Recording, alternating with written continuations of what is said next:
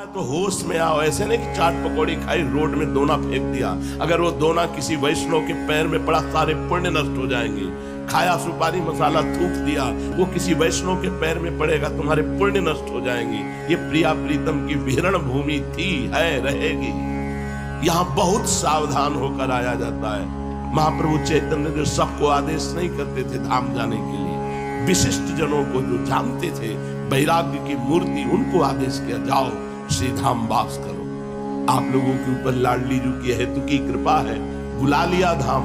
ऐसा अनर्थ करते हो, ऐसे पापाचरण में मन लगाते हो, कहां धोओगे इन पापों को? यहां चोरी करोगे, व्यभिचार करोगे, दोष दर्शन करोगे, संत वैष्णव निंदा करोगे, तो दुनिया में कौन सा तीर्थ है जो तुम्हें पावन कर सके? तीर्थराज प्रयाग भी आते हैं अपने को पावन करने के लिए। ये प्रिया प्रीतम का निज महल है, इसलिए सावधान। प्रेम और भक्ति इनकी तो बात जाने दो, जीना मुश्किल हो जाएगा। देख लेना समय आने पर जीना मुश्किल हो जाएगा। ऐसे रोग होंगे, ऐसा दंड मिलेगा, जीना मुश्किल कर देगा ये कर्म। यहां सावधान रहिए। ये प्रिया प्रीतम की नित्य विहार स्थली, रास विलास स्थली है, जिसमें आचार्य जन सर झुका करके यहाँ रहे। वाहम तुच्छा परम मधमा प्राण हो कर करना। यहाँ हम आते हैं बाबूजी बन करके। कोई कहीं रज न लग जाए, कहीं बस मनमानी आचरण, जो त्रुटि हो गई, कभी आओगे रो पड़े क्षमा हो जाएगा। यहाँ पाप कर लिए तो रो चाहे माथा पटको, फिर उसका कोई उपाय नहीं है। हाँ, आजीवन वृंदावन के वास का नियम ले लो तो हो सकता है उसके मोचन का उपाय, दूसरा उपाय नहीं है। ध्यान रखना, हमें महापुरुषों से सलाह करके बातचीत करके तभी हम आपको बोल रहे हैं। यहाँ का किए हुए पाप को अवश्य भोगना होता है। अगर बच सकता है तो एक उपाय, आजीवन के लिए अपने शरीर को वृंदावन की रज में दे दिया, अब वो सब क्षमा हो। नहीं, यहाँ का पाप नहीं मिटेगा। ध्यान रखना, ये धाम है। यहाँ झूठ बोलना, व्यभिचार करना, नाना प्रकार के दोषयुक्त आचरण करना ये गांव गली नहीं है। ये परम पावन महामहिम वृंदावन धाम है, जहाँ अनंत ब्रह्मांडों के स्वामी प्रिया प्रीतम खेलते हैं। ये उनका निज घर है। बहुत होश में यहाँ आओ मत। यदि आओ तो होश में आओ। अगर होश 4 घंटे रहे तो सिर्फ 4 घंटे रुको। होश 1-2 दिन रहे तो 2 दिन रुको। महीना भर रहे तो महीना भर रुको। और होश खराब है तो आओ दर्शन करो, भाग के चले जाओ। यहाँ कोई पापाचरण ना होने पावे। श्री देवर्षि नारद जी कहते हैं, ये प्रेम प्रकाशते क्वापि पात्रे। किसी बिरले में ये प्रेम प्रकाशित होता है। तो बिरला कौन है जिसमें प्रेम प्रकाशित होता है? तो जो इतने लोगों का संग नहीं करता। ध्यान दीजिएगा, अगर प्रेम हृदय में प्रकाशित करना है तो हमें प्रेम पात्र बनना होगा। प्रेम पात्र बनने के लिए यहां प्रार्थना कर रहे हैं कि इतने लोगों का संग नहीं करना होगा। जिसका विद्या का घमंड है, धन ऐश्वर्य का घमंड है, जो बात अभिमान पूर्वक करता है, अपने को बड़ा बुद्धिमान और शक्तिशाली समझता है और अपनी शक्ति और बुद्धि का प्रयोग दूसरों के दुख वर्धन में, दुख देने में करता है, ऐसे स्वार्थी, अभिमानी, धनी, यशस्वी, माननी, ऐसे जनों का संग नहीं करना जिसे प्रेम प्राप्त करना है। ध्यान दीजिए, जिसको विद्या का अभिमान है, ईश्वर का घमंड है, बातों में अभिमान झलकता है, बुद्धि और शक्तिमान होकर के वो दूसरों को दुख देता है, धर्म, कर्म, स्वार्थ सब अभिमान के वशीभूत होकर करता है, वो अपने को पूजनीय और माननीय समझता है, ऐसे का संग कभी नहीं करना चाहिए उसे, जिसे भगवत प्रेम प्राप्त करना है। पहला। दूसरा, जो भगवान की सगुण मूर्ति श्री विग्रह की निंदा, भगवान के संतों की निंदा, भगवान के वाक्य शास्त्रों की निंदा करता है, वो देहाभिमानी, अनात्मदर्शी, ऐसे पुरुष का कभी भी संग नहीं करना चाहिए। अनात्मदर्शी, संसार को सत्य मानने वाला, जो भगवान की सगुण मूर्ति श्री विग्रह की निंदा करता है, संतों की निंदा करता है, भगवद वाक्य शास्त्रों की निंदा करता है, वो देहात्मा अभिमानी, देह भाव वाला, वो अनात्मदर्शी, संसार को सत्य मानने वाला, ऐसे दुष्ट का संग नहीं करना चाहिए। तीसरा, जो सद्गुरु के प्रति दोष दर्शन करता है, सद्गुरु में अवगुण देखता है, उनकी निंदा करता है, वो विद्वान क्यों न हो, वो कोई भी हो, ऐसे अवज्ञा करने वाले का कभी भी संग नहीं करना चाहिए जो भगवत प्रेम पात्र बनना चाहता है। चौथा, जिसका स्वभाव बन गया है कटु वचन बोलना, दूसरे को पीड़ा पहुंचाना, जो अपनी इंद्रियों की तृप्ति में ही आनंद मानता है, जिसका स्वभाव बन गया है दूसरों का दोष दर्शन करके निंदा करना,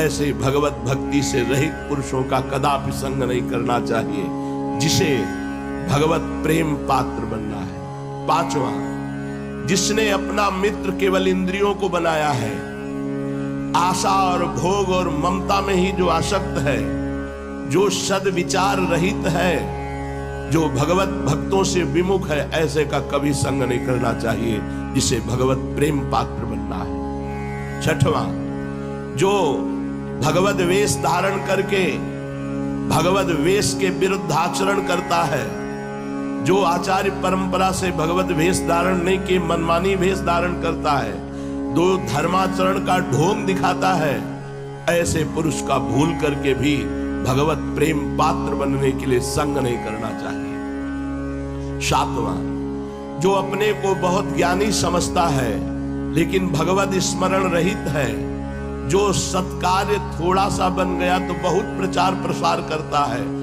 जो विनय और शिष्टाचार को छोड़ करके केवल अपने सम्मान की बढ़ाने की वृत्ति रखता है, ऐसे साधकों का भी संग नहीं करना चाहिए जो अपने में प्रेम पात्रता धारण करना चाहता है। आठवां, जो धूर्त, शास्त्र आज्ञा का पालन नहीं करता, मिथ्यावादी, झूठ पे झूठ बोलने वाला, जो दूसरों की उन्नति देखकर जलता है और निंदा करता है, ईर्ष्या करने वाला, कपटी है, ऐसे लोगों का कभी भी संग नहीं करना चाहिए जो भगवत प्रेम पात्र बनना चाहते हैं। जो बात बात पर क्रोध करते हैं, जिनका उद्देश्य केवल लोभ होता है, जो पापाचरण करने में बड़े निर्लज्ज हैं, जो दूसरों की प्रशंसा सुनकर जलने लगते हैं, ऐसे लोगों का कभी संग नहीं करना चाहिए। 10वां, जो सम्मान और लाभ के लिए कोई भी नाटक कर सकते हैं, सम्मान और लाभ के लिए कोई भी नाटक कर सकते हैं, जिनकी बुद्धि केवल विवाद के द्वारा सामने वाले को परास्त करके अपनी बात मनवाना है, जो अधिक भाषण करता है, भगवत सिद्धांत से रहित, ऐसे पुरुष का कभी संग नहीं करना चाहिए। अगर हम ऐसू का संग त्याग करके अब कहते हैं ऐसे चलना चाहिए, प्रेम पात्र के लक्षण क्या है? सबसे पहला, कभी उसमें क्रोध रूपी शैतान नहीं आता है जिसे प्रेम प्राप्त करता है। दूसरा, वो किसी भी अन्य स्त्री के साथ भोग वृत्ति नहीं रखता और भोग भावना रखकर दर्शन और संभाषण भी नहीं करता, चाहे वो गृहस्थ हो या विरक्त। अन्य शब्द गृहस्थ के लिए, अन्य शब्द विरक्त के लिए शब्द। पहला है जो क्रोध रूपी शैतान से दूर रहता है। दूसरा है किसी भी माता बहन की तरफ दृष्टि, भोग दृष्टि नहीं, एकांत में भोग वार्ता और भोग विलास नहीं। तीसरा, जिसका सदैव एकांत भाव से अपने आराध्य देव में भजन करने का स्वभाव बन गया है। चौथा, जो बहुत कम बोलता है। पांचवा, जो जब सब सो रहे होते हैं तब जग कर अपनी दिनचर्या करता है, भजन करता है। ये 5 बातें जिनमें होती है वो प्रेम पात्र बन जाता है। पीछे 10 बातों का त्यागी ऐसे लोगों के, ऐसे संगों के, ऐसे वार्ता करने वालों के कभी संग में नहीं। और ये पहला, कितना भी तुम्हें कोई गुस्सा दिलाए, गुस्सा नहीं होना। दूसरा, किसी भी माता बहन, बहुत ध्यान देने योग्य बात है, जब हमको किसी की गलती बताई जाती है कि अमुक ने ऐसे ऐसे किया, तो आप होश में रहे ना। उसने जो गलती की है, ये बात सुनते ही आपके मन ने नोट कर लिया। बहुत ध्यान से सुनना। अब जब आप एकांत होंगे तो वो आपके सामने पूरी फिल्म बना के रख देगा। ऐसी बातें कानों से भी नहीं सुननी चाहिए, आंखों से नहीं देखनी चाहिए और वाणी से नहीं बोलना चाहिए साधक को। क्योंकि जो सुनते हैं, जो देखते हैं, जो बोलते हैं, तुरंत मन कल्पनात्मक फिल्म तैयार कर लेता है और वो आपको दिखाकर भ्रष्ट कर देगा, पक्का, इसमें संशय नहीं। बहुत प्रवीण है फिल्म बनाने में। यही अभिनेता बन जाता है, यही डायरेक्टर बन जाता है, यही सब कुछ बन जाता है। अकेले मन पूरी फिल्म तैयार कर देगा। हमारी बात को गंभीरता में लेना। अगर आप ऐसी गंदी बातें सुनते, अच्छा, तो आप होश में हो जाइए। वहां तो अच्छा कह रहे थे, अब सब बुरा होने वाला है तुम्हारे साथ। जहां एकांत हुए वो फिल्म तैयार करके दे देगा। ये अपने लोग चली हुई बात कह रहे हैं। पूरे जीवन में जो चला है, अनुभव किया है, उसी को सावधानी से आपको बता रहे हैं। हम जो दृश्य देखते हैं, जो बोलते हैं, जो सुनते हैं, उसकी तत्काल फिल्म तैयार करता है मन और एकांत में पेश करता है। अब एकांत में भावावेश आ जाता है। अगर भागवतिक हुआ तो भागवतिक और सांसारिक हुआ तो सांसारिक। हमारी प्रार्थना मान लो, हम ये सब वो बातें करें जो हमने अपने मन में पढ़ी है, मन में पढ़ी है। तभी कई बार विनोद में कह देते हैं कि लोग और पीएचडी करते हैं, हमने मन की पीएचडी की है। बचपन से लेकर मन को पढ़ा है, उसी की पढ़ाई की बात तुम्हें कह रहे हैं। वही डायरेक्टर, वही हीरोइन, वही हीरो, वही विलेन सब बन के पूरी फिल्म तैयार कर देगा और आपको भ्रष्ट कर देगा दिखा के अपनी फिल्म। किसी भी माता बहन की तरफ काम भाव से मत देखो। हम तो कहते हैं किसी भाव से मत देखो। बात करनी है ऐसे बात कर लो जो आवश्यक है, नहीं तो बातें ही मत करो। माता बहन या जहां भी तुम्हारा काम भाव उत्पन्न होता हो, जिस शरीर के आकर्षण से, सावधान। सर्वदा एकांत भाव से अपने प्रीतम के चिंतन में लगना। एकांत भाव का मतलब होता है अन्य फिर कोई भाव नहीं, अंदर ही अंदर अपने प्यारे के चिंतन में लगे। कम बोलना जिनका स्वभाव बन गया है और जो रात्रि में एकांत में अपने चित्त को अपने आराध्य देव में जोड़ते हैं जब सब सो रहे हैं। प्रेमी क्या चाहता है? प्रेमी इस लोक और परलोक का कोई सुख नहीं चाहता, अणिमादिक कोई सिद्धियां नहीं चाहता। केवल वो अपने प्रीतम प्रभु में आसक्त होना चाहता है, प्रेम प्राप्त करना चाहता है। तो प्रेम का लक्षण क्या है जिसे वो प्राप्त करना चाहता है? सर्वथा ध्वंस रहिता सत्यपि ध्वंस कारणे यद भाव बंधनम यूनो तत्प्रेम परिकीर्तितः। पूरी विपत्ति नाश की वृत्तियां आ गई, घेर लिया आपको। शरीर स्वस्थ, कुछ व्यवस्था नहीं, भारी निंदा, भारी अपमान। पर उस स्थिति में घोर बंधन, घोर नाश, घोर विपत्ति की स्थिति में भी आपका मन केवल अपने प्यारे में गया, इसे प्रेम कहते हैं। घोर विपत्ति, जैसे श्री राम जी को फांसी की सजा दी गई, पूछा गया तुम्हारी अंतिम इच्छा क्या है, तो उनका बस एक बार विट्ठल भगवान का साक्षात्कार करा दीजिए, एक बार मंदिर के सामने से निकाल दीजिए, मैं उनको देख लूं, बस इतना। घोर विपत्ति, बंधन, नाश की उपस्थिति में आपके चित्त की स्थिति अपने आराध्य देव में, इसे प्रेम कहते हैं। अनुकूलता में तो सब कहते हैं बड़ी कृपा है। कृपा है जब भारी प्रतिकूलता, भारी दुख, विपत्ति, क्लेश, फिर भी कोई फर्क नहीं, वो प्रेम मार्ग का पथिक होता है। हर सूल उसके चरणों में पड़ते ही फूल हो जाते हैं, जो इस मार्ग का पथिक होता है। सिंहवत होता है वो, भगवत भाव में दैन्य और हर कष्ट सहने के लिए पहाड़ होता है वो, टूट नहीं सकता। प्रेम मार्ग का पथिक टूट नहीं सकता, चाहे काट दिया जाए, पक्का। हर परिस्थिति के लड़ने के लिए वो तैयार रहता, हर दुख, हर विपत्ति, हर बात। क्या माधुर्य में शरीर श्रृंगार की प्रधानता होती है क्या? माधुर्य में अरे भगवान का ऐश्वर्य भी बाधक है, फिर शरीर श्रृंगार की तो बात क्या। लेकिन आजकल तो बहुत लोग लौकिक श्रृंगार करते हैं और कहते हैं हम श्री कृष्ण के माधुर्य उपासक हैं, कांता भाव, गोपी भाव। परंतु ये देहाभिमानी ये नहीं समझते कि माधुर्य भाव तीनों शरीरों के त्याग का होता है। ये गाल में लाली लगा के, भाव बनवा के, पलकों में रंग भर के, यहां तक चूड़ियां पहनकर श्री कृष्ण को नहीं रिझाया जाता। श्री कृष्ण को रिझाने वाले फकीरों के चरित्र पढ़ो।